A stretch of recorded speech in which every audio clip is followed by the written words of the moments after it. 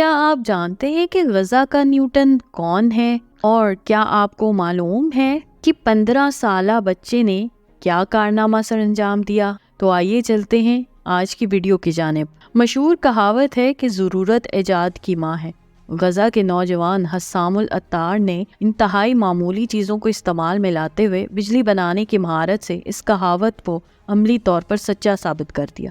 کباڑ سے نکالے گئے 2 پنکھوں اور کچھ تاروں کا استعمال کرتے ہوئے حالیہ اسرائیلی بمباری سے تباہ حال غزہ کی پٹی میں نوجوان حسام العطار نے اپنے اس عارضی خیمے کو روشن کرنے کے لیے بجلی پیدا کرنے کی راہ نکال لی، جہاں وہ اپنے خاندان کے ساتھ اسرائیل کی بربریت سے بچنے کے لیے پناہ لیے ہوئے ہیں۔ ان کی ذہانت کا اعتراف کرتے ہوئے پناہ گزین کیمپ کے لوگوں نے انہیں غزہ کا نیوٹن قرار دیا ہے۔ 15 سالہ حسام العطار نے خبر رساں ادارے رائٹرز کو اس بارے میں بتایا، میرے اور نیوٹن کے درمیان مماثلت کی وجہ سے آس پاس کے لوگوں نے مجھے غزہ کا نیوٹن کہنا شروع کر دیا۔ انہوں نے بتایا کہ نیوٹن ایک درخت کے نیچے بیٹھے تھے جب ایک سیب ان کے سر پہ گرا۔ انہوں نے کشش ثقل دریافت کی، اسی طرح ہم یہاں اندھیرے اور المیہ میں جی رہے ہیں اور اسرائیلی بم ہم پر گر رہے ہیں، اس لیے میں نے روشنی کے لیے بجلی پیدا کرنے کا سوچا اور ایسا کر دکھایا۔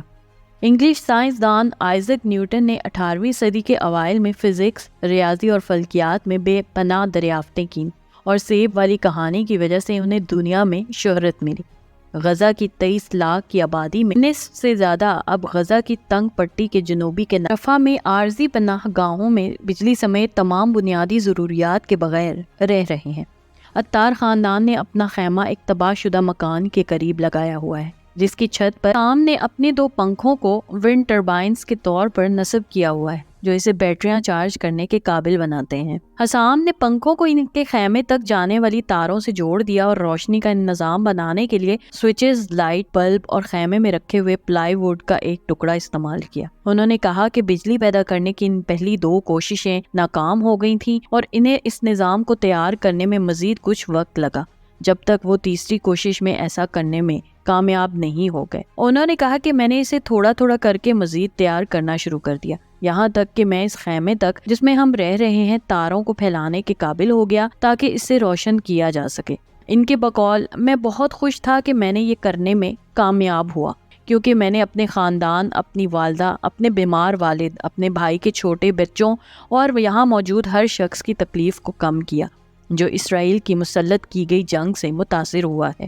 مقامی صحت کے حکام کے مطابق اسرائیلی جارحیت میں اب تک 27,000 سے زیادہ افراد جان سے جا چکے ہیں اور یہ بڑے پیمانے پر نقل مکانی اور بھوک کا سبب بنی ہوئی ہے۔ مایوسی کے درمیان حسام العطار نے اس انسانی المیے کے باوجود اپنے خوابوں اور عزائم کو مرنے نہیں دیا۔ ان کا کہنا تھا کہ میں بہت خوش ہوں کہ اس کیمپ میں موجود لوگ مجھے غزہ کا نیوٹن کہتے ہیں، کیونکہ میں نیوٹن کی طرح سائنسدان بننے اور ایک ایسی ایجاد کے اپنے خواب کو پورا کرنے کی امید رکھتا ہوں جس سے نہ صرف غزہ کی پٹی کے لوگوں کو بلکہ پوری دنیا کو فائدہ پہنچے۔ اس طرح کی مزید دلچسپ ویڈیوز دیکھنے کے لیے دیکھتے رہیے میرے چینل کو لائک، سبسکرائب اور شیئر ضرور کیجیے اور ساتھ ہی ساتھ بیل آئیکن کو بھی دبا دیجیے۔